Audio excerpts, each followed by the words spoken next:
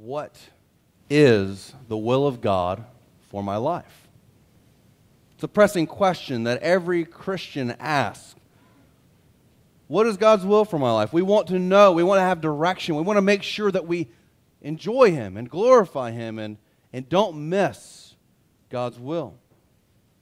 How are we supposed to know what God wants us to do in the direction of our life, in our vocation, in our relationships?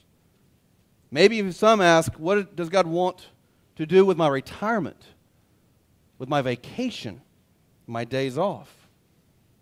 Where does God want me to eat? Does God have a specific will all the way down to you can find direction for every little detail of life? Maybe you ask, what is God's will for the length of a sermon? Most of these are good questions. They're difficult questions. It's difficult oftentimes to discern exactly what God wants us to choose in every situation. Because God doesn't write us individual letters laying out every step of our life. Because He wants us to walk by faith.